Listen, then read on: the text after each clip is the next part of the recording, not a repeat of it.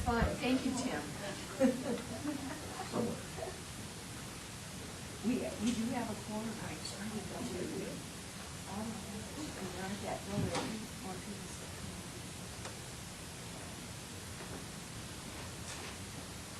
And a quorum is 6? A quorum is 7. It's 7. Okay. All right. All right. So I'm going to go ahead and call the meeting to order. It's my understanding Michelle is out of town, son with a birthday or something, a very important birthday. So she's, I think, in Fort Collins. And Jim has shingles. Thank you for not coming. Well, I know. I feel so sorry for him. Okay, can everybody hear me? Can you press the little speaker voice one over to the right? Here. In the middle between those. Here. Yes. Okay. Oh, yeah, that does make a difference. So I'm going to go ahead and call this meeting together. All right. We do have a quorum, and then we need to do introductions around the table. Okay, and we do have a quorum. And I guess I'll go ahead and start. I'm Sharon Brown. I represent the city of Fountain, and I'm going to go ahead with you, Jessica.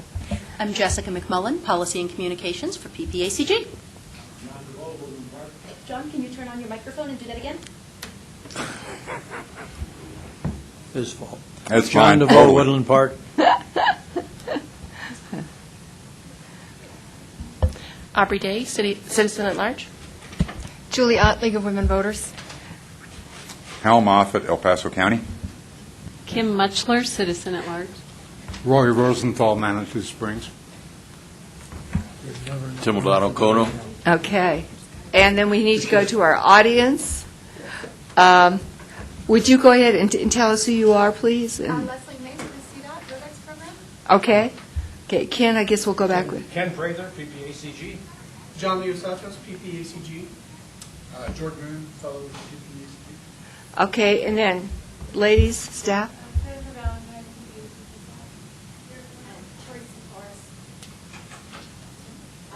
Yeah. Yeah, PPACG. Yeah, that's all right. Thank you. Thank you, Teresa. Okay. On the consent agenda, I guess, has everybody read their minutes? Are there any corrections or deletions, or do we need to do any of that? Okay. Sounds great. I do want to add one quick comment. You'll notice that your board report is a little bit different than it normally is. Normally, Jim or Michelle attend the meeting and write up a report. They're both unable to do it, so what we've given you is the draft copy of the board minutes. They may be tweaked as the board. They are not their final copies. They don't see them until the 11th of July.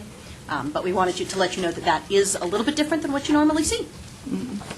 And I was supposed to attend the board meeting. However, I live in Fountain, and it was that morning that we were hit with, the hailstorm of probably the century. Something like that. Anyway, I had to protect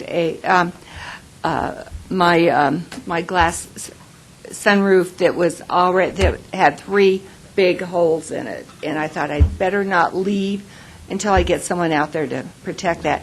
I also will be the proud owner of a new roof within the next few months. So, and I was not hit anything like most people were. I mean, it was horrendous, just horrendous. So I just simply could not leave until I had my, everything protected. Okay. So any questions about the board report that maybe someone here could, answer? Ken, thank you for, stepping in for me and kind of telling them what we had concerns about. I appreciate your help. I really do. Okay, so I think we're all right. So we need a motion to approve the consent agenda? Consent items? Okay, that was Roy Rosenthal. I'll second. Oh, Okay. yeah, Roy moved. Yes, Okay. Roy moved. Julie Ott, I'll second. Okay, all in favor? Aye. Aye, thank you very much. Appreciate it. Oh, all opposed? Okay. Thank you. And next we have public comments. Any public comments? Okay. So we can move on. Action items. Okay, membership appointments. Nope. You're looking at the board agenda, I think.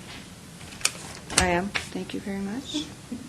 Thanks for keeping me on track, obviously. Yeah, I know. I do have one public comment about Kono. We had to move our offices, so we are over at, we used to be on Cascade in that area near the courthouse over there, and now we are in Gulf Acres, if you know where that's at, Hancock, and I'm trying to think of where the closest cross street is. Yeah, Hancock and Columbia, okay. Yep. Okay, so we're over there now. okay. All right. Very good. Thank you. Appreciate that. Okay. Any other public comments? I guess I'm running through this. Okay, we just had, you want to go ahead and introduce yourself? Okay, thank you, Brian, I appreciate that. Okay, now we need to turn to action item A, and this is the Unified Planning Work Program, Amendment Number 2. Okay, and we have Ms. Valentine. Good afternoon, Jennifer Valentine. I'm a transportation planner with PPACG. So a couple of months ago, I brought this item as an information item. I think I told you at the time that we wanted to go ahead and start the conversation about the UPWP, which is really our scope of work and our direction for the next couple of years. But we wanted to wait until our new transportation director started. I think you all met John last week, or last month, so we wanted to give him an opportunity to review the UPWP, see if he had any suggested changes in direction. So we've made a couple of additional changes since the last time I presented it, and I will run through those with you. So really the spirit of doing the mid-cycle updates, the UPWP is a 2-year document. So this is fiscal years 2018 and 2019. We do like to update it after about a year, just in case we have any new information, and in this case we do. So the main changes we made were because we received some updated funding totals from CDOT. So we have a slightly different resource allocation for 2019 than was originally estimated. That was a pretty minor difference. The major difference is that for 2018, we had some rollover funds, so we had some money we didn't spend in 2017. So we needed to explain in the UPWP how we would spend that money in 2018, because our revenues need to line up with our expenditures. So let me kind of describe how we're planning to spend that money. So I know it looks really messy with the track changes, but we just wanted to be very transparent about what was being changed here. So like I said, the 2018 and the 2019, but let me go through the different topic areas. Okay, so the first work element where we had a change was, so we added some additional funding to the regional communications category. So basically the categories I'm going to be talking about, that's what we would put down on our timesheets. Are we spending time on the TIP, on regional communications, on the long-range plan? So we added a little bit more funding to regional communications because we've been doing more of that outreach, more of that work with our member governments than in the past. So we could use a little bit more money there. The second thing we did was under under regional modeling system, one thing we've been talking about doing is automating, it's called an automatic handshake between the travel model and the land use model. It's something that a consultant team can set up for us, so Ken and I don't have to go back and forth in this sort of tedious process, so we built in a little bit of extra funding. It was about $15,000 to do that. The next thing, so under the TIP, one thing we've been working on is developing an online database for the TIP. So instead of just using an internal Excel spreadsheet and updating that every time we get new information from our member governments, we would have something online where a representative from our member governments, or probably one of our TAC members, for example, could go on and go on the online site and enter in the information themselves, and that's especially helpful when we're having a new TIP with a new call for projects. And then the last piece is under regional transportation planning. So that's really the bulk of our work on the long-range plan. We ended up putting a lot of the rollover there, just kind of in a lump sum. But then the other piece is we are coordinating with Mountain Metro Transit on the specialized transit plan update. So we usually do that as we're updating the long-range plan. We'll kind of incorporate that specialized transit plan update into our plan. So we have some funds set aside for that. And I think those are the major changes. We had a few other text things, but nothing major. Okay. Any questions? Okay, Tim, go ahead. So all the incremental funding came from the extra rollover from 2017? Correct. Okay. And then the 2019 funding, I think it was about $30,000 less than previously estimated. So until we get a little closer, we don't have exact funds, so we just had to make those line up. Okay. Okay. Very good. Any other questions? Good presentation. Thank you. Okay. Okay. Okay. Do we have a motion to accept the 2018-2019 Unified Planning Work Program, Amendment Number 2? I here make a motion, Hal Moffett. Thank you, Al. A second, Ellen Hosty. Okay. Thank you, Ellen. Okay. Any comments or questions? Okay. All in favor? All opposed? Okay. It carried. Okay. So for my next item, I am going to ask Teresa, would you mind dimming those front lights? So I'm not going to introduce myself again. So now I'm talking about the small area forecast. So I did give a pretty detailed presentation on this the past couple of months with the PowerPoint, went over the methodology and assumptions behind the forecast. So I'm going to spare you all that presentation, for the third month, and I really just want to focus on the maps that you had in your packet. Let's see, So we had two different sets of maps that represented two different ways of looking at the forecast output or the forecast results. I'm going to try and do full screen here. Okay, so I feel like the change maps do a really good job of showing the differences between the scenarios. So what you're looking at here is our entire forecast period, so 2015 through 2045, and then the first piece we'll look at is the change in jobs. So anytime you see a zone or a TAS that's green, that means it experienced a growth in jobs during our forecast period. So you can see with dispersed development, so if you recall our three land use scenarios, you can kind of outline the general area of job growth. In general, we don't see a lot of losses for jobs or population because we're expecting to experience quite a bit of growth in the coming years. So dispersed, and then when you move to infill, you can see a pretty big difference. The green area or the higher growth area is much more consolidated. It's a much tighter area, which is really what you would expect. I think that's largely the influence of the infill mask that we developed. And then when you scroll to new centers, it's kind of a hybrid. It's not as small as the infill growth area, but it's not as large as the dispersed area was. Again, it's pretty much what we would have expected to see from the model, but this just confirmed for us that we do have three distinct scenarios, which was the goal. Okay, so then when we look at residential units, so same thing, the entire forecast period change. So under dispersed development, you see obviously there's a whole lot of green, and the gray is just areas where we don't really see any significant change. So it's plus or minus 5 jobs or residential units. And this is, again, it's pretty much what we would expect because a lot of these areas are already developed, and in dispersed, we're not encouraging the model to develop in one area over another, so the growth is relatively dispersed.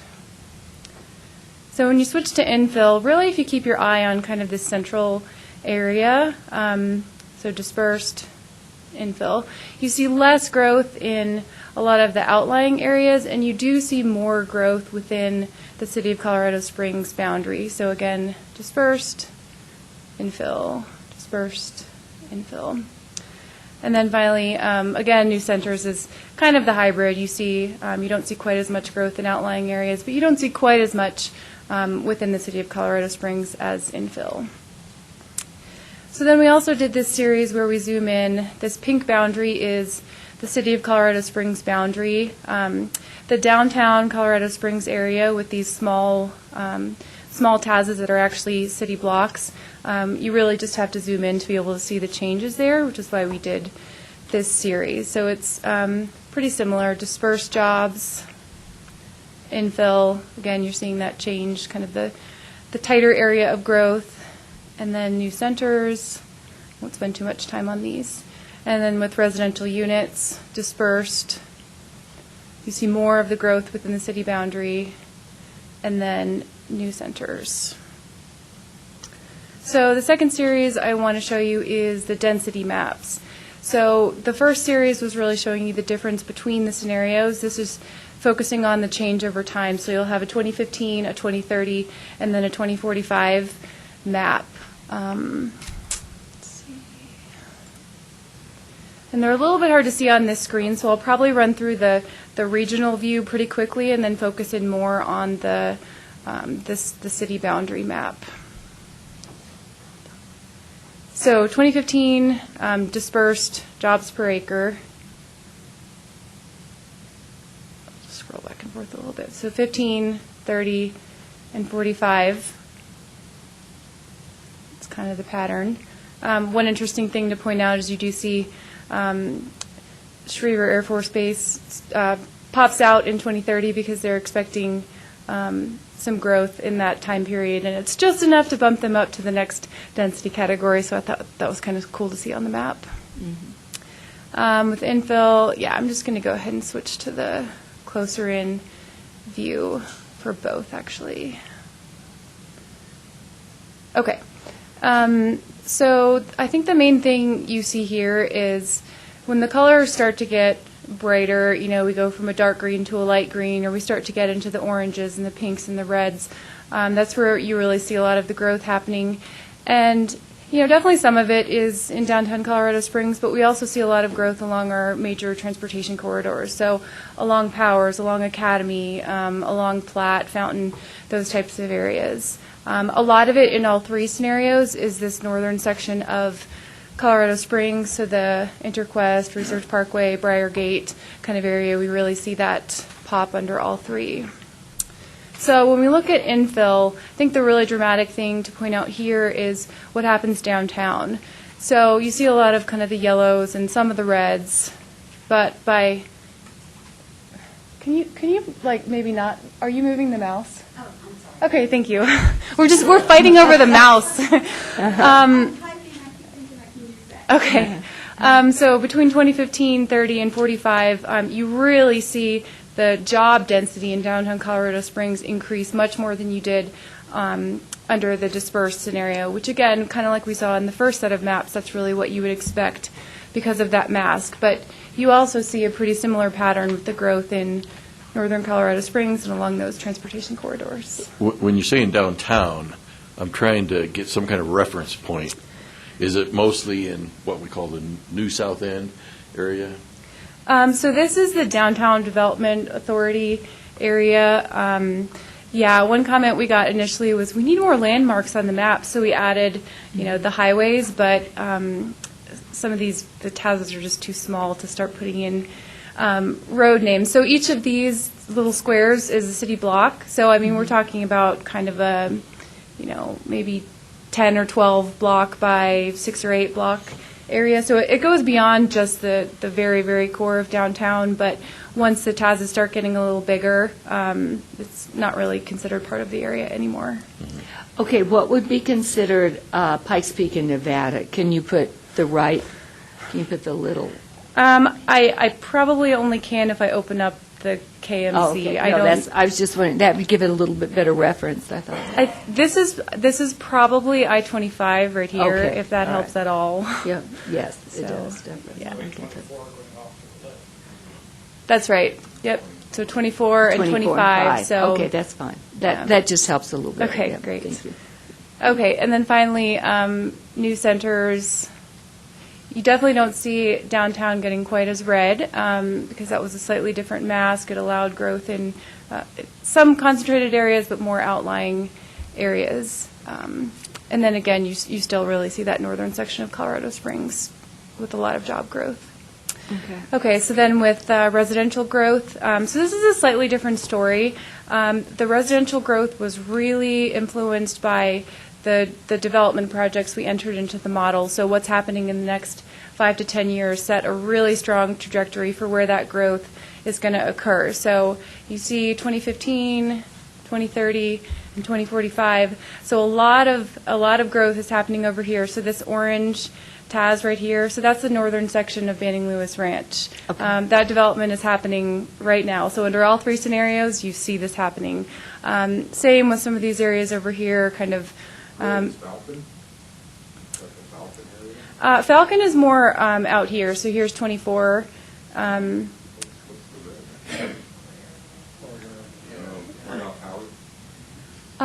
So this is actually, so this is I-25 and this is Power, so it's a little bit,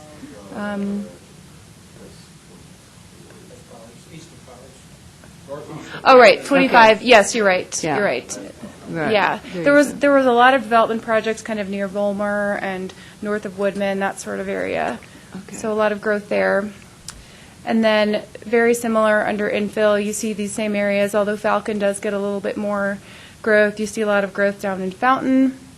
And then finally new centers. Slightly different colors, slightly different densities based on the scenario, but really pretty similar out here and south in Fountain. Okay. Excellent. So that's all I have. I'm happy to take any questions about the forecast.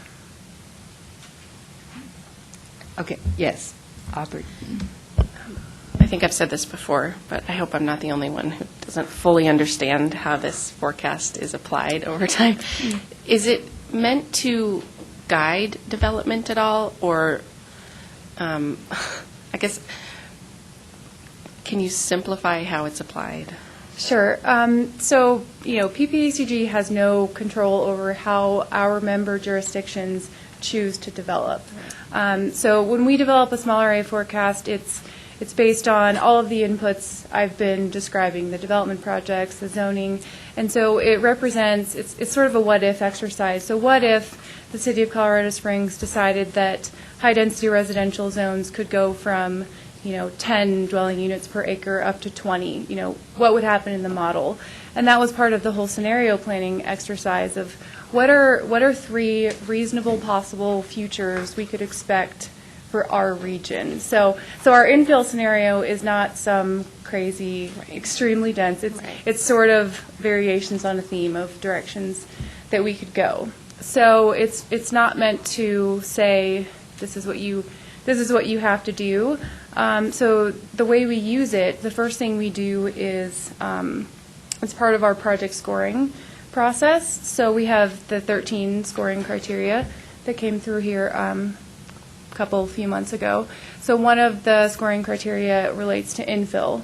So projects that are within the boundary of the projected infill growth scenario will get more points than those that are within maybe new centers or dispersed or outside of any of those boundaries. So that's the first way it's used. So potentially, it's one of 13 scoring criteria. And then the second thing that we'll do is develop kind of a fact sheet that compares the 3 different scenarios. We'll look at things like water consumption, land consumption, vehicle miles traveled, and just kind of compare some of the costs and benefits and efficiencies of the different scenarios. It's meant to show the trade-offs, but it's not requiring anyone to do anything or not do anything. It's kind of an educational piece. Okay, thanks.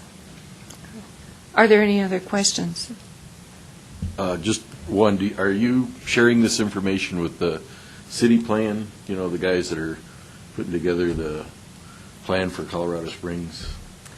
Yeah, so we've been, throughout the process, we've been coordinating with land use planners from all of our member jurisdictions to get input for this plan, as well as so they know the output of the plan. And for the city of Colorado Springs in particular, we have been working very closely with Carl Schuler at the city. I know the timing of their comprehensive plan update is, it's pretty close with what we're doing now. I know their draft is out for review.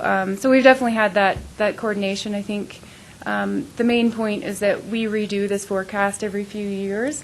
I don't know how often they update their comprehensive plan. About every 17. Yeah. But it's really meant to be an iterative process. So next time we do it, we'll have more information from them. Next time they do it, they'll have more information from us. Okay. Any other questions for Jennifer? Okay. Thank you, Jennifer. That was excellent. And this is an action item, so I need a motion to accept this. Make a motion that this be accepted. I need a second. I'll second. Aubrey Day. Okay. Audrey Day. Okay. All in favor? Aye. Okay, passed. Great. Anybody opposed? Thank you. Okay, we have the Transit Development Plan, and that's, Ken, that's you.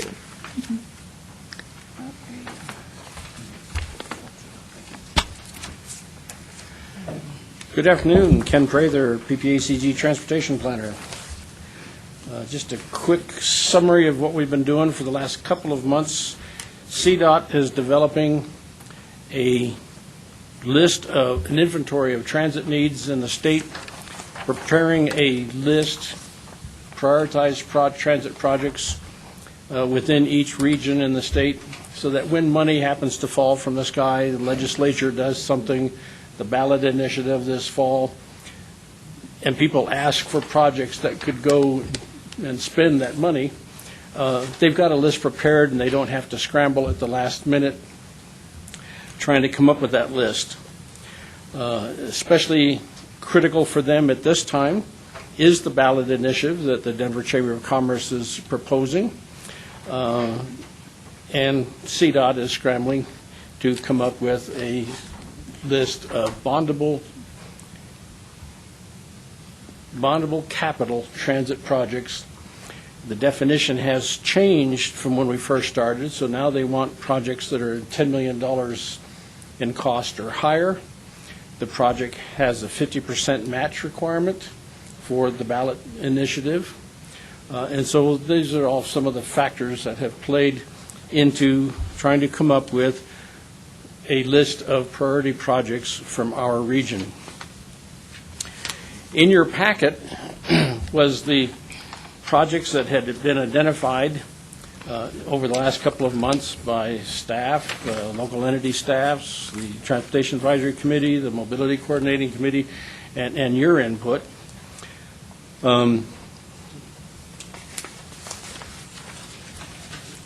There was no draft recommendation for you. TAC met Thursday afternoon and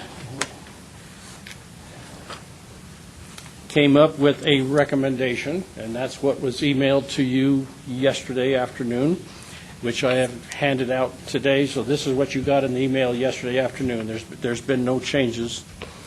And they reorganized the projects that were in the 82 projects that I mentioned in your memo and in your packet. And just to give you a quick summary of what they've done, the green projects at the beginning of the list, they are recommending for the ballot initiative this fall. They're capital projects. They're $10 million or more in cost. And the day before the TAC meeting, CDOT released its list of draft projects for the state that was going to the to the State Transportation Advisory Committee Friday morning. So Thursday afternoon, TAC came up with a recommendation that could be hand-carried to the stack Friday morning before it came to you, before it came to the board. They only had one project in their draft list for our area, and that was the downtown transit bus transfer station. Is that the right term, transfer now? It's no longer a bus station. Transfer station.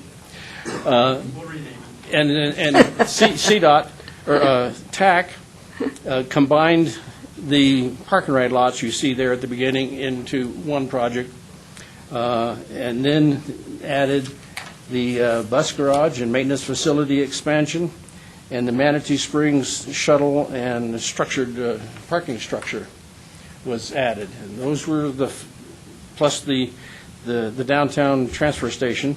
Those 4 projects were hand-carried up Friday morning to STAC, and we submitted a request that it be added, and CDOT accepted that. So we Wow. have now 4 projects. The Denver Boulder area had, I think it was 5 projects, and everybody else in the state only had 1. Now we have 4 as well. So that was the first action as a result of what came out of the TAC recommendation. But the rest of their recommendation is that the projects that are highlighted in green, plus the next projects, down to the 4th project on the 2nd page, project T66, those projects they recommend should be PPACG's priority 1 projects. That's a total of $167.28 million. Ken, I'm sorry, it's all of the green. All of the green plus the next white section. plus the next white section, Ending at 266. Yeah, down through 266, T66, right. okay. And that's $167 million. CDOT, in their initial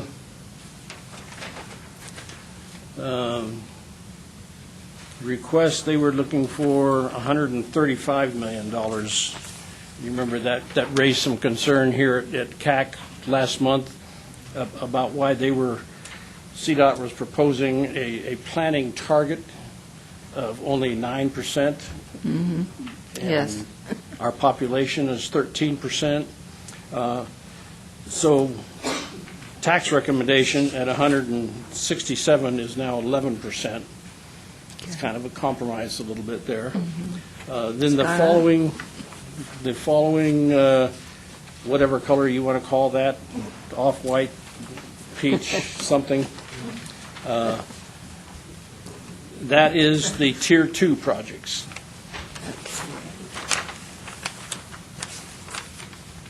Tier 3 is the final orange then? Well, we just have Tier 1 and Tier 2. The final one that's in the bright gold, Yep.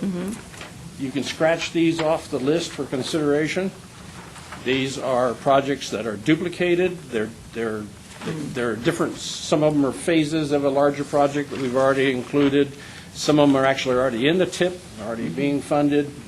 And there are the first 6 you see there, the kind of standalone. Those are all BRT, bus rapid transit, fixed guideway projects, and MMT hasn't studied those enough, and they're not ready to bring forward, so we're going to put them on the waiting list. Okay. I just have a question, because it seems in the Tier 2, there are a lot of paratransit and ADA projects. It seems like I've noticed that. Tier 1, most of them, I think, all of there's 2 Tier 1 projects that are operational projects. Okay. The rest are all capital. When you get down into the Tier 2 projects, I don't think we have any bondable projects, and that was kind of the emphasis for this go-around. CDOT is coming forward in the future, and they are going to be looking for operational projects as well as capital, and there will be another prioritization process for that. This will be something that will be reviewed constantly, because as a project is funded and goes off, and our needs change over time, then they'll always be looking for what's the current inventory, what's new, what's deleted, how have attitudes changed, that something should be prioritized now, something else should not be. So this will be an ongoing Definitely. thing. Remember, they did this a couple of years ago with roads for their 10-year capital improvement program. And we reviewed those for several times, and they're getting ready to maybe raise the issue again. And in the future, they'll also be coming back for the non-motorized, the multimodal bike ped projects, and developing an inventory and a prioritization for those as well. This is no guarantee of funding. This is strictly if money falls from anywhere and somebody needs to have a list real quick, he says, well, we've got a list and here's our priority. All right. Help yourself. Okay. That's what it'll be used for. In this case, with the ballot initiative, this is not CDOT's initiative. This is private organizations in Denver. They're going to decide what projects are on the ballot. Now, obviously, they're looking for CDOT's input as to what CDOT recommends, but it's Chamber of Commerce's decision as to what they're going to put on there. But obviously, they're interested in making the ballot attractive on a statewide basis so that it gets voted and approved. Okay. And we need to definitely be at the table on this one. I mean, if we've moved up some, that's great. There were some questions here. Okay. Yes, Tamara. Some information on the Woodman Woodman Road Park and Ride relocation. Why are we relocating it? Where is The it current going? one is too small. CDOT is looking at a location further south of Woodman on that, what is that, Corporate Drive Road? Okay. Is it Pardon? shut? I don't remember that. They're There's an looking, existing parking lot right across the river, but for whatever reason, it's not accessible. The owners of that, I mean, it's actually connected. It's got a bridge across the river. that has, I'm sure has been considered, but that's not the property that they are purchasing. They're purchasing something further south, I think closer to that furniture store down in that area, Furniture Row. Furniture Row, something. Oh, Okay. Okay. Sorry, and I thought you were talking about Woodman off Black Forest. That's Woodman West. Okay. So I understand now which one. Okay. You're talking about I-25 and Woodman. I-25. Okay. Okay. Thanks. So there will be a ballot initiative, and it's just a matter of what's going to be on it? Or is there a question of whether there will be a ballot initiative? I believe that they have the signatures for it, Okay. that it'll be approved. They have to have the language, the ballot language approved in sometime in August by state law. So Transportation Commission has to approve the CDOT transit plan mid-July. Our board meets July 11th. That's the last date that we got, because on the third Thursday of July, the Transportation Commission is meeting and will approve their transit development plan and their recommendation that they then will make available to the ballot people, and they will finish the language of their. And the Their entity that is sponsoring the ballot initiative is? Denver Chamber of Commerce and 2 or 3 other organizations. this is unusual. I've never heard of anything quite like this, where they're, a chamber. I know Denver, how important Denver is, but I mean, to bring up something like this that allegedly would help the entire state. Well, except that as you can tell by the funding allocation, Yeah. yes, Yeah, I know. 11 is better than 9, but Yes. the weight is towards Denver Metro. Always. Denver Boulder, maybe, I don't know. Yeah, it's whatever. probably Denver Boulder, yeah. But that's where the weight is. Definitely, definitely. But at least it's something. Well, independently of the ballot initiative, CDOT is moving forward with its transit development plan. Right now, it's bondable projects and capital only, or primarily, and then they will be going to other projects and revising the list in the coming months. Getting prepared for what the legislature might do. They didn't have anything for the legislature this last go-around when the legislature approved Senate Bill 267 last year. Senate Bill 1 this year. So they're catching up. Okay. Okay, yes, Aubrey.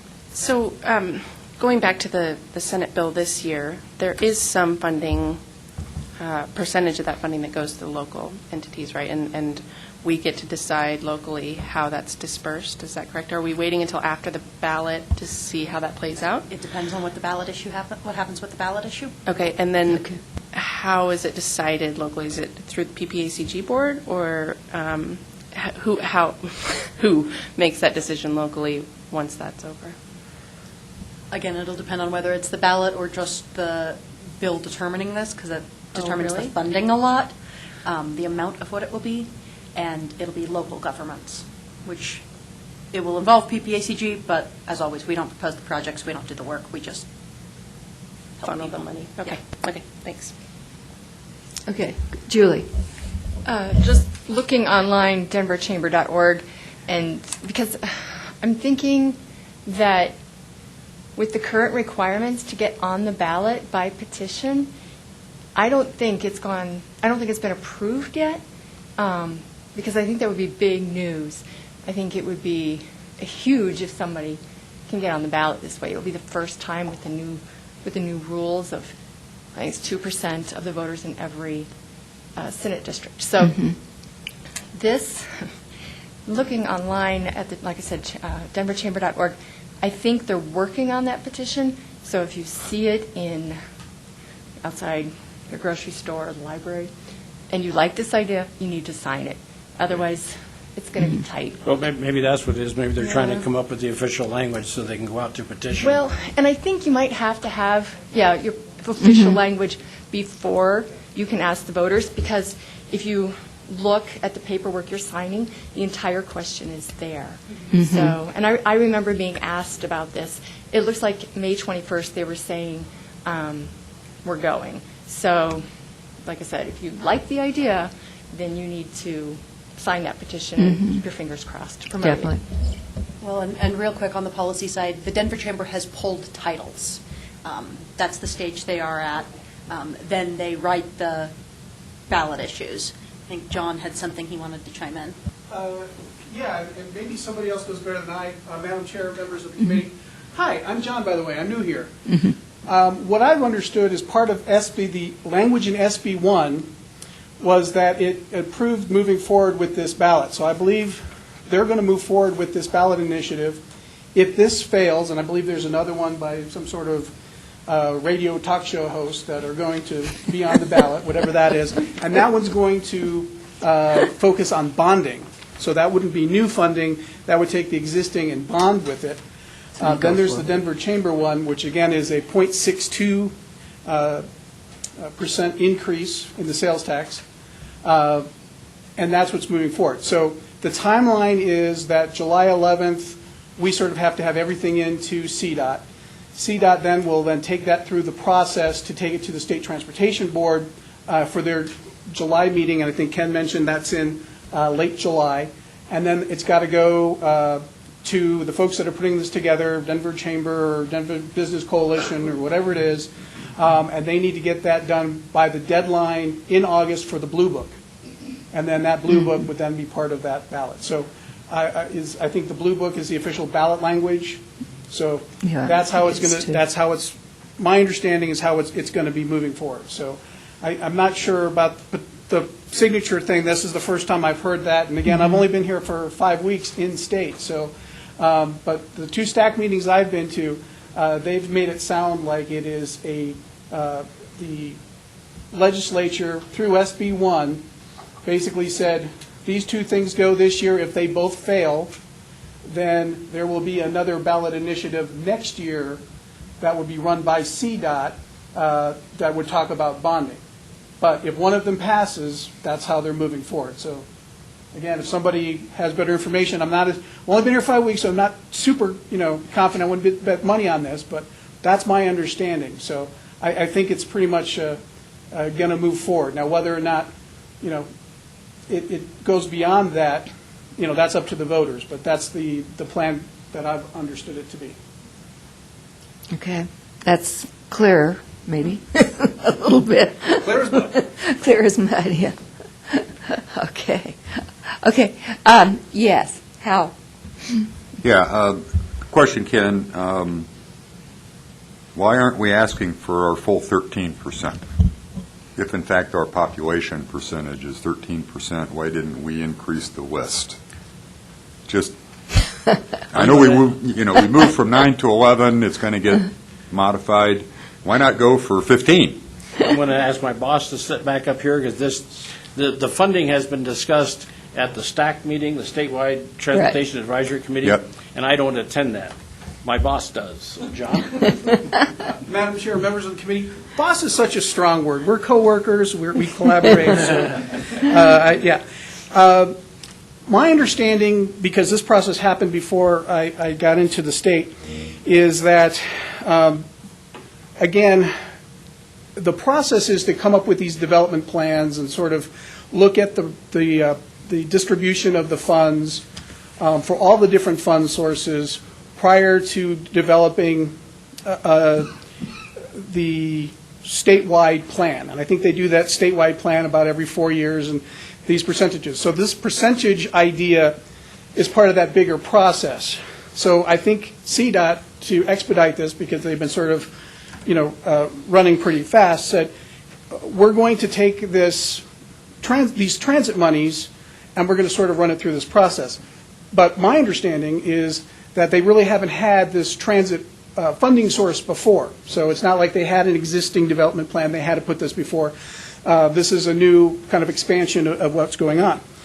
So they put together a subcommittee of different folks, and I grabbed the notes here. And I thought I had it on the correct page. So they had a subcommittee of the Transit Committee to talk about the development program, and they met about 5 times, and then they brought it back to the STAC. And their recommendation was to have the planning allocation formula based on total population, 30%, total jobs, 10%, disadvantaged population, 20%, zero vehicle household, 10%, revenue miles, 15%, and unlinked trips, 15%. So when they apply that formula to the numbers, that's when they came back and said, again, by that formula, we came out to be that 9%. So we looked at that, and that's why we said, okay, well, where are we at that? Is that our allocation? Are we voting on an allocation? And they're like, no, that's just a recommendation, but that should be your target. So I think initially when Ken started this, we said, okay, well, if it's just a target, and you're not telling me I have to do this, that's why we started talking about let's go for 15%, let's go for 13% of our population. As we moved forward, CDOT kind of came and chatted with us and said, yeah, we can, if you want to go more than 9%, that's fine, but as you add more, then all of a sudden, everybody else, all the other TPRs around the state, transportation planning regions, they start adding more, and before you know it, it's no longer a planning document of any value because it becomes this sort of massive wish list. So they said, look, if you guys really need to do a little more, you can do that, but we're asking you that you sort of don't let the cow out of the barn, because if we do that with you, then all of a sudden everybody around the state's going to do that, and it no longer becomes a list of any value that they can move forward with. It becomes a giant wish list. And we said, okay, we understand what you're talking about. We'll go back and we'll go through our committees. I think the important thing to realize is when it comes to the different formulas, if we say, well, we want to be 13% of this funding pot, well, then the argument could be made, well, if 13% or your population is, quote, unquote, your fair share, that could also be used against us, because we have other funding allocations where we're actually getting more than our population. So it's a two-edged sword. So while it might be a good argument for transit, it would be a terrible argument for us to use with some of these other funding pots. So at this point, we figured the discretion was the better part of valor. We went with the compromise and then reduced down to 11. And I should mention that actually CDOT was willing to let us go a little more, but the next project on the list was like $56 million, and then all of a sudden that would make us jump up to like 17% or something like that. So we cut that line off. So that was the thinking, and that's why we're moving forward with that. So hopefully that makes some sort of sense. One final question. Who is PPACG's representative to that state board? Is that you? For the state board itself, the one that ultimately makes those decisions, I believe for our region, it's Rocky Scott. I'm sorry, the Transportation Committee. And for the STAC meeting. Yeah, the one that had the 5 meetings and worked out this formula? Right. So that subcommittee, we did not have a representative on that, but the subcommittee that came back to the bigger committee, the State Transportation Advisory Committee, or STAC, our representative is Norm Steen. So we do have a representative there? Yes, sir. Okay. Oh, and Brian, did I skip something? No, it's all right. I just wanted to add something. Brian Vitulli, City of Colorado Springs, Mountain Metro Transit. Our representative on the Transit and Rail Advisory Committee is Craig Blewett, and he's my boss, the director of Mountain Metro Transit. So we have representation at various levels. Okay. So. Thanks, So, I'm sorry, would it be fair to say that while we weren't directly represented on subcommittees, we did have input and an opinion on this funding formulation? Not totally happy, but acceptable? Mm-hmm. Is that correct? Okay. And I learned something. I didn't know Craig was on that, so thank you. Okay. Okay, Aubrey? Could you just share that breakdown one more time, please? Yeah, sure. So, Population was 30. so we've got total population 30%, total jobs 10%, disadvantaged population 20%, zero vehicle households 10%, revenue miles 15%, and unlinked trips 15%. Okay, excuse me, what is an unlinked trip? Madam Chair, members of the committee, my understanding of an unlinked trip, and Brian, you might need to help me since you're the transit expert, is if you have to make a transfer and you're, well, is it the sort of the multiple transfer kind of thing? Absolutely. Yeah. Yeah. So say it takes you, you pay your full fare, Right. your $1.75, you have to take 2 transfers. That's 3 unlinked trips to get to from your origin to your destination. So it's a transfer is what we're... Well, yeah, it's an individual trip, and that's how we I track see. all of our Okay. ridership. That's how our funding formulas are based, and unlinked trips is usually the industry ridership standard. Yeah. As opposed to round trips. Okay. Yeah, okay. Okay. All right, thank you. Mhm. All right. Anybody else have any questions? Anybody confused? Well, if I may just summarize then? Certainly. Thank you very much. Ken? What TAC and the MCC, Mobility Coordinating Committee, yesterday recommended, and that's what I would hope that you would recommend today, is that the projects in green and the projects in white down through project T66 be our Tier 1 projects. The projects T58 down to the end of that peach color, human services providers, that would be Tier 2.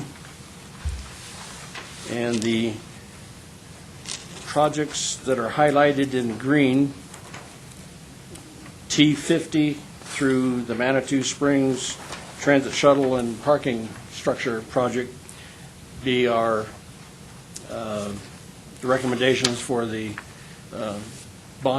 capital bondable projects for the ballot initiative this fall. And those total how much again? The green and the white are 167.28. All three colors, the green, white, and the peach, is 383.58.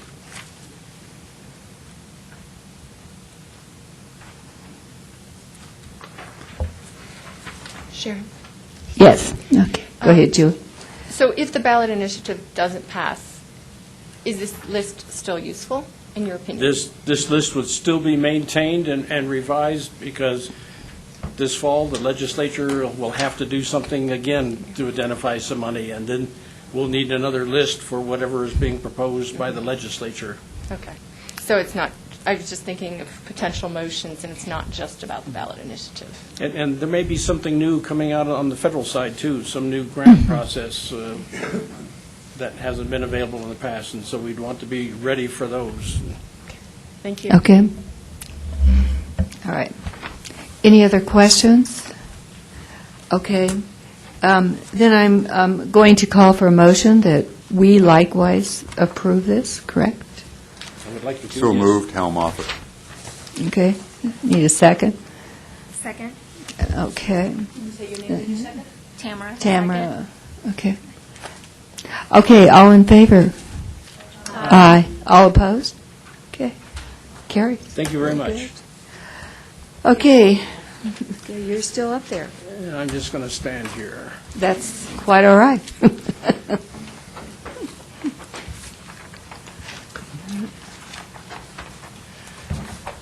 TIP Amendment, 2019 to 2022, TIP Amendment 1.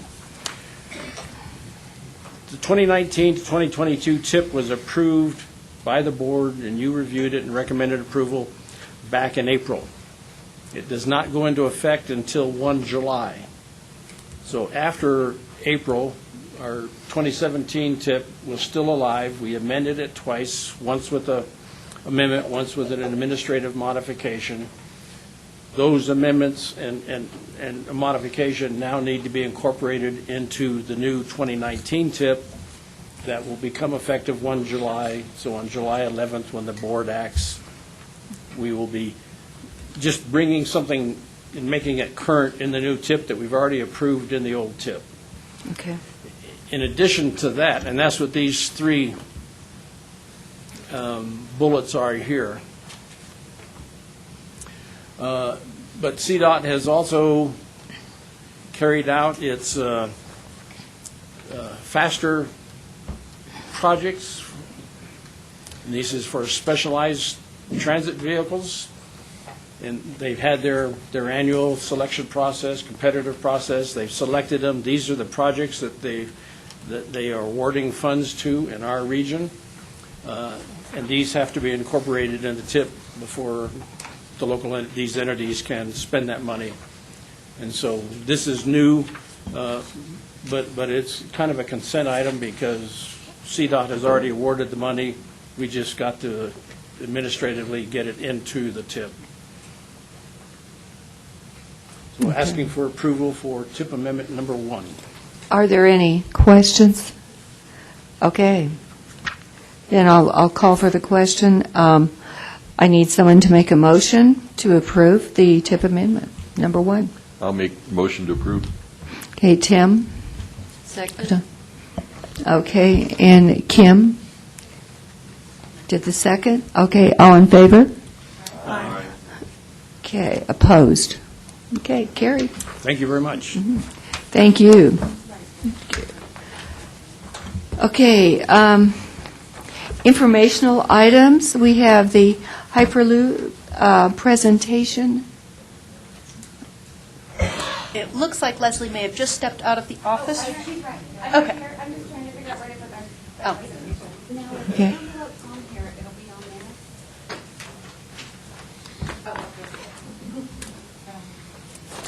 Okay, let's see, so let me get a drink.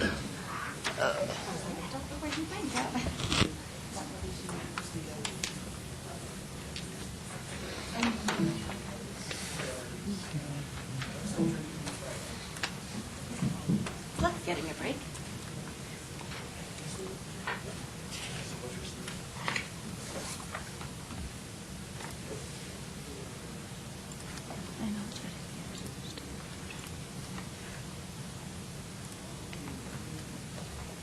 PPACG update.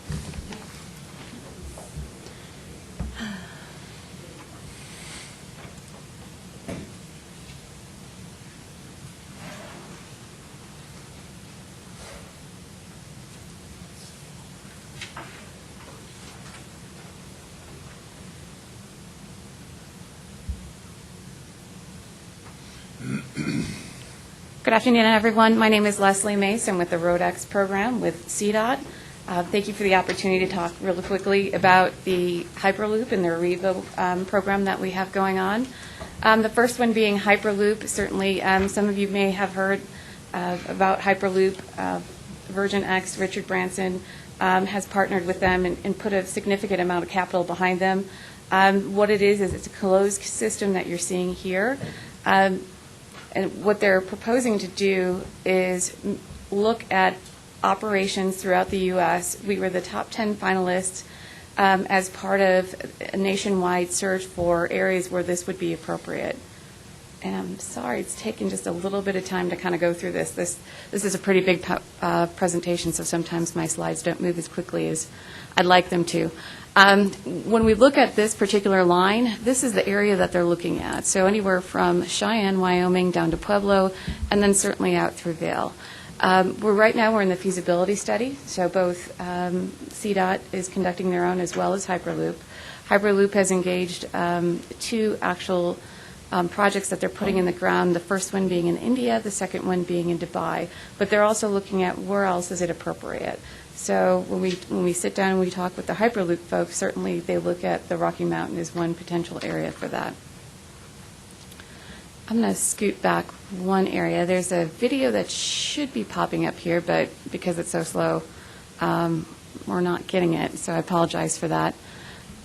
But to give you kind of a little bit of overview of Hyperloop, it's a contained capsule system. So it works with magnetic levitation and a closed vacuum. So there's no immediate electricity. They've also looked at different areas where they don't need any type of specific alignment along I-25 right away or I-70 right away. They can actually operate outside of that. So it's a really unique opportunity for us, very unique opportunity for Hyperloop to get folks from DIA to Vail in about 17 minutes. It moves anywhere from, with their closed system without the vacuum, it runs about 200 to 300 miles an hour. When they add the vacuum component, that's when they can reach speeds up to 700 miles an hour. So kind of unique, very exciting. Apologize, I only have 10 minutes, so just kind of quickly moving through this for you.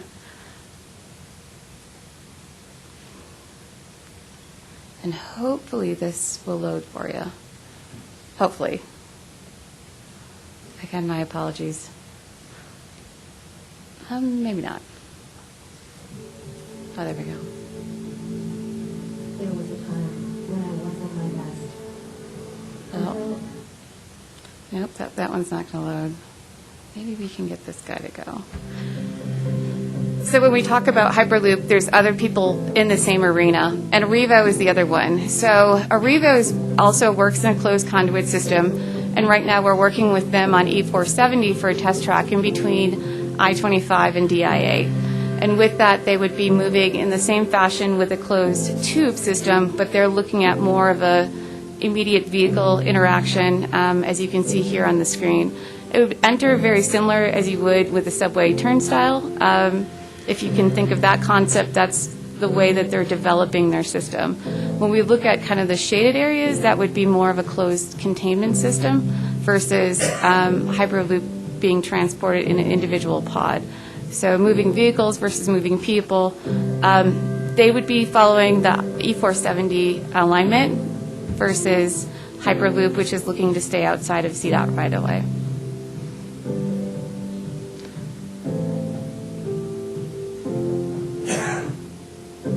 And these folks have entered into an MOU with E470 and intend to break ground about this time next year. So exciting stuff that we're doing at CDOT. It's a great time to be looking at these different ventures. Most of these are private ventures operating very differently than our normal transportation systems. They have, Hyperloop has an excessive amount of capital behind them, and looking to expand that fairly rapidly. Arrivo, not quite as much capital behind them, but certainly looking to expand in the market, especially in areas like Colorado. So that's the quick 10-minute overview that I can give you guys. Again, I apologize for some of our stuff not loading up due to the speed and the size of the files here, but any questions? Ellen? Yeah, I have a question about, Oh, Roy. I've tried to picture how these Hyperloop systems work. And let's say I'm going from Colorado Springs to Denver, and somebody else wants to get on a pod in Monument and go to Castle Rock. I mean, how do these individual pods go on and off the system? Or are there multiple tubes? Does that make sense, the question? There's two tubes that are operating, one in each direction. So there's, right now, the Hyperloop folks are looking at it as either an on-demand system or a scheduled system, so they can do both of them at the same time. They'll have tracks that will come and bring the pods on and off the system, but you still have to have some level of transportation network to connect to. So I wouldn't see them stopping in Castle Rock. I could see them doing Colorado Springs to Denver is what they're looking at right now, connecting you directly to DIA and then connecting into the transportation system in DIA. Okay, so it would be like an express train. It wouldn't be like... Oh, it'd be express train, yeah, absolutely. So people in Castle Rock or Monument... They would have to go to Colorado Springs or up to Denver to make that connection. Okay, that's interesting. And they could change that. Again, we're just in the feasibility study. They look at the economic centers and the demand. Yeah. And that's where they look at what makes sense to provide a transportation link. Okay, thank you. But imagine if you could hop on Hyperloop and make that 5-minute commute between Colorado Springs and DIA versus taking the plane. So they look at what makes sense and where those connections lie, and that would be some of their current reasoning for some of the station locations. Sir? I look at the Hyperloop, and I think that's a really nice idea about a really rich guy who wants to go to Mars, I think. I don't know. The Arrivo system is very practical because it solves the first mile, last mile problem. It's like a high-speed lane. Your car gets on, if I understand it, first time I've seen it, if I understand it, your car gets on a cart of some kind, and it just moves along at 200 miles an hour as opposed to 5 between here and Denver. So, but when you get off, you're in your car and you drive to wherever you have to go.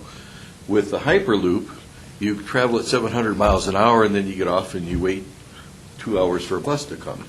So, the Hyperloop thing is a nice fantasy, but then I don't see it as practical. Arrivo, I like that. That makes sense to me. Yeah, we're very excited that their first test track will be here in Colorado. We recognize the benefit that it provides, and especially the optimization of that lane and the amount of cars that we can carry and the capacity. It almost doubles it versus a traditional lane. Okay. Ellen? Thank you. First, Leslie, thank you for coming. Curious, I have been asked how the general public can get more information about either of these. Are there websites that they can go to and see some of the videos that we just saw or get more specifics? We do have a website for RoadX, which will direct you to the various projects that we have going. We don't have all the videos that we have up here, but the specific vendors, whether it's Arrivo or Hyperloop, they have so much information and so much media information on their websites. Certainly, I would direct you to those first. If you have any questions, hopefully you guys have my contact information. Please let me know if there's other folks that would like to hear about this or you can't quite find the information online. We'll certainly be happy to guide you there. Okay. Thank you. I have a question with the I-70 going to Vail. Okay. What are we going to do about the Eisenhower Tunnel? How are they going to? So what's unique about Hyperloop is because it's an enclosed vacuum system, they don't have to follow the normal I-70 corridors. So they actually look at opportunities of partnering with some of the electrical lines that run through there. They feel as though it'd be a better alignment for them to go sometimes up and over the mountain. Earth versus pass? through it. Also, too, Elon Musk just has announced that he has yet another company, and it's probably about 2 to 3 years in process. That's called the Boring Company. So between partnering with their current Boring Company and Hyperloop, it really opens up a lot of avenues Okay. and a lot of options. So, Is this a contract that would be awarded to somebody in the country as a test type thing? so they have entered into a public-private partnership with E470. Since E470 is a private entity at this point, they have a little bit different operational rules than what we would normally have with CDOT. So we recognize the importance of those public-private partnerships and have supported it through the contracting mechanism that they're working in. So it's a feasible study for here to do it? Are you talking about the I-25 alignment? I'm like talking European about that system right there. Right, so they've already entered into that agreement. They've signed a memorandum of understanding and intend to break ground this time next year. To do it? Mm-hmm. Yes, sir. That would be interesting. I was going to say not in my lifetime. It might not be true. Okay. You can't say that anymore. No, I can't say that anymore. You know, it's an interesting environment. We've got a lot of folks with, private industries wanting to invest in infrastructure. They see that certainly it's not a need just here in our area, but certainly throughout the country. So with the environment that we have, the political nature that we have, it really opens up a lot of opportunities like this. So as a joint adventure, the company that's the private part of that would use this as to sell to other areas of the country. And that'd be a good idea. They'd use that as a kind of a test bed. I think that's a good idea. Okay, now, what about the expense to the individual traveler? I mean, surely there's going to be, I take E470 constantly. Well, I'm charged, but, what about, is it going to be somewhat reasonable?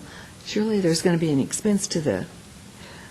The actual costs, I can't speak to because Right. they're not available to the public. That's part of some of the negotiations that are going on right now. But certainly it'd have to be a realistic value in order for people to actually use it. If it was astronomical, Yeah. demand wouldn't be there. Right, all right, okay. Okay. Mhm. Will it be always privately maintained and owned, or will it transfer to the It would be privately owned and maintained. Yeah. Okay. Yes. Okay, right. Oh, and what is the time frame that they're talking about for a revoke? Right now, they're projecting 18 months. 18 months to actually start a service or a test track or what? The test track, yes. Okay. Okay. Wow. Very impressive. Thank you. Download a copy of your PowerPoint to share with everyone afterwards? Absolutely, yes. Okay. Thank you. Okay. Any other questions? No, thank you very much. This was fascinating. Okay. Okay. Okay, Highway 24, rock mitigation.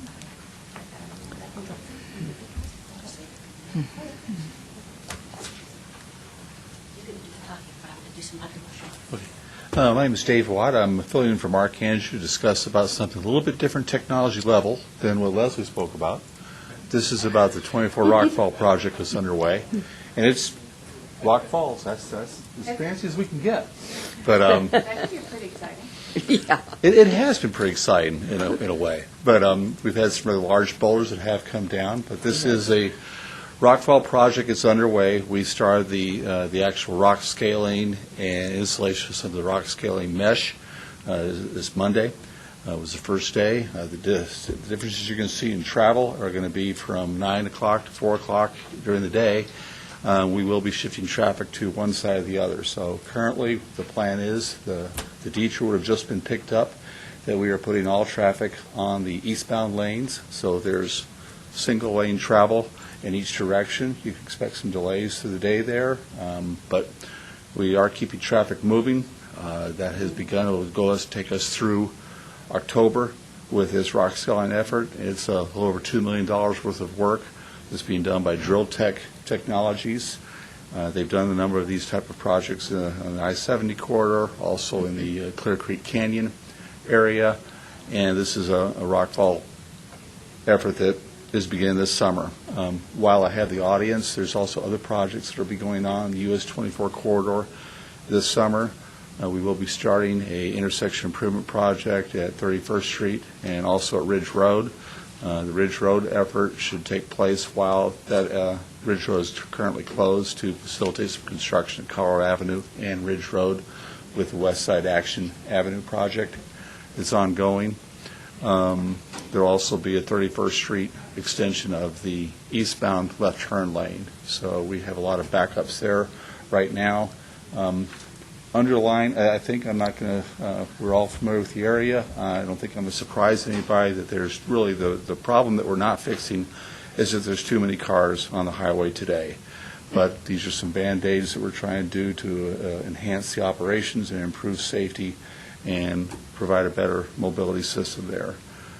Another project that we'll be getting later this summer would be the US 24 ITS project, which is a fiber optic installation to continue on the existing fiber optic from Manitou Springs all the way up to Woodland Park. That'll help our operations with our VMS boards as well as our reporting to our Traffic Operations Center. And it looks like there's a partnership opportunity there for Colorado Springs, El Paso County, Teller County to improve some internet connectivity along that corridor.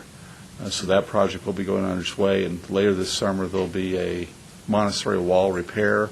Recall back in 2015 we had some flooding that occurred along Fountain Creek. The good news in our favor was it did not go north of Highway 24 and hit the Waldo Canyon burn scar, but it did cause some problems along Fountain Creek in the 24 corridor. So that's about a $250,000 repair that will be going on. We've asked the contractor, and they've agreed that they could delay that work till after Labor Day. So we have a lot of work going on in the canyon, on the intersections right now. We're trying to stagger some of these things as best we can to not drag it out, but to reduce some of the mitigations in the corridor. But it is a busy corridor. It is a busy time for the US 24 corridor with a lot of work going.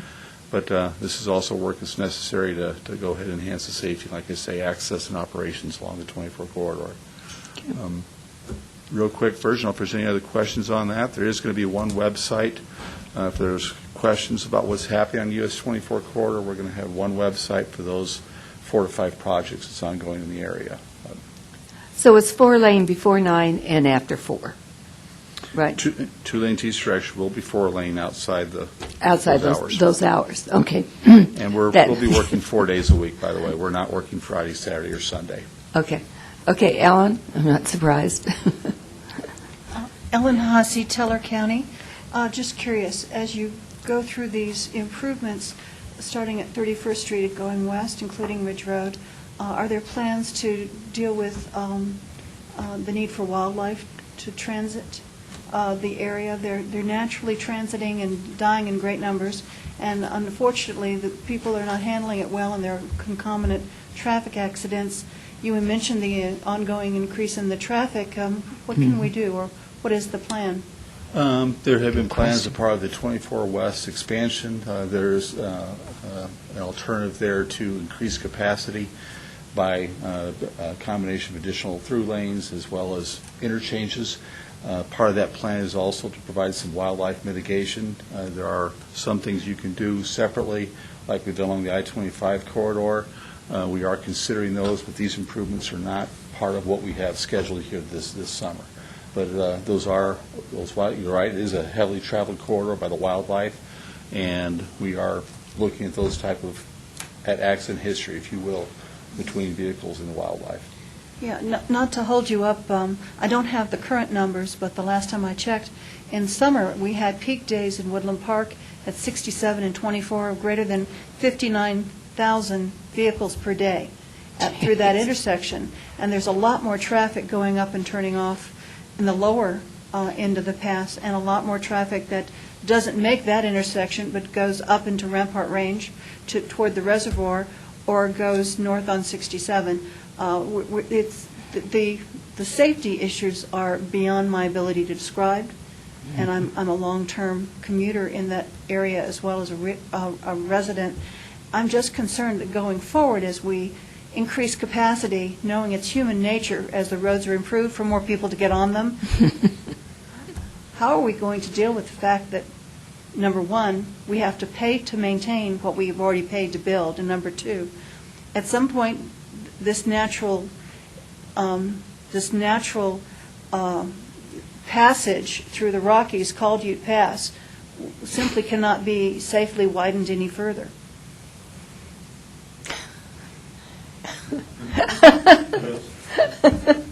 I'm sure I'm not the only person concerned. Thank you for your time. I appreciate it. I don't mean to throw conundrums at you. It's just staring me in the face every day. Thank you. Not a problem. I understand. Okay. Yes, sir. The name of the website for 24. I'll have to get that, US 24 West, I believe, but I will text that, get that back to the PPACG staff. I appreciate what Helen says, but and I live in Woodland Park and have a business in Woodland Park. There's no way to fix that easily right now. You know, Highway 50 is a federal highway. It's not a U.S., it's not a state highway, it's federal. One of the 5 corridors going east to west in Colorado, and that's not going to change. Yes, sir. I know. And that's the problem. And it's just bypass, everybody all gets nervous when you say bypass because if you're in retail, but I don't think use we've that. got. I don't use that term. I want to go on record I know. because I don't use that term. I think it's on the schedule for 2045. I think that's where it's at right now. It is on the ballot project, the ballot list that you were discussing earlier with Mr. Prather. Okay. Okay. Okay, any other questions? Thank you.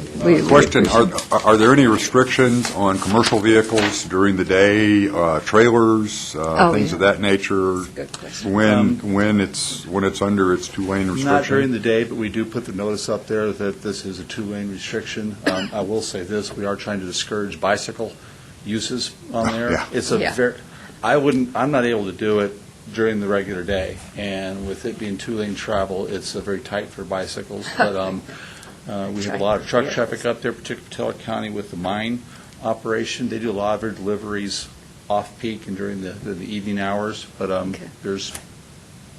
quick answer is no, but we do keep in contact with that permits office. Yes, ma'am. Thank you. Is there any transit route between the bottom of the pass and the top of the pass at this point? There's no public transit? Colorado No. Midland. That's the quick answer is no, there's not. Okay. A temporary transit, I mean, there's a bus lying around, right? Might be an interesting There are option. shuttles that go to and from Cripple Creek, but there's not a public transit between the two communities of Woodland Park and the city here. Thank you. Okay. That's a good question, yeah.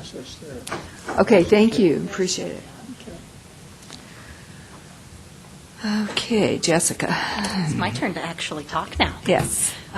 So, as you all saw in your packets, the PPACG Board of Directors is moving forward on their strategic plan. You'll notice in my memo that I brought up that last year was our 50th anniversary. So as we hit 50 years, the Board of Directors is really interested in but really defining what those highest priorities for PPACG and our member governments should be. We did a strategic planning retreat on May 30th with a follow-up for board members who were unable to attend on June 7th. And there were a couple of big themes that came out of that discussion for places that we can expand what we're doing. And those big themes were transportation, building a comprehensive plan beyond I-25, including and beyond I-25. Aging, supporting the access to services, awareness, education, and connectivity so individuals can age in place wherever they want. Information sharing, becoming the first significant resource for PPACG members to share and collect information. And what that one actually meant was we wanted to make sure that every single member who does a study or a mapping that impacts themselves or anyone else puts that data in an accessible place so that people can be sharing that information. We really wanted to make sure that rather than duplicating, we were able to learn from each other, which was a great conversation. Advocacy, developing a really strong defined voice for common ground issues, and collaboration. There's a lot of issues that come up that are short-term issues that our board of directors are asked to weigh in on. They don't relate to our general programs, but they do relate to our role as a regional body. And so the board is going to be exploring what that should look like and what that would be. In addition, you will notice that this is not in here. The other group is focusing on environmental support and current programs. What things are we already doing right? How do we maintain doing them? That was a big part of the conversation, was what do we have, what do we do well? What could we do better? Does anybody have any questions about this process update? You'll keep hearing from me. Our plan is that we will be asking the CAC to join in on committees once we start having a place we're starting from.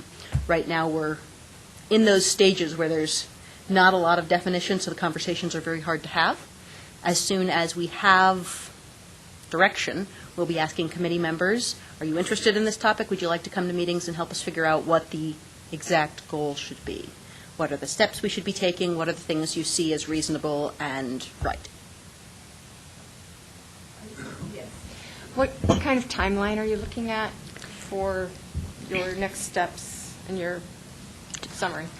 So right now, our next steps are to have all of the board vision groups meet within July.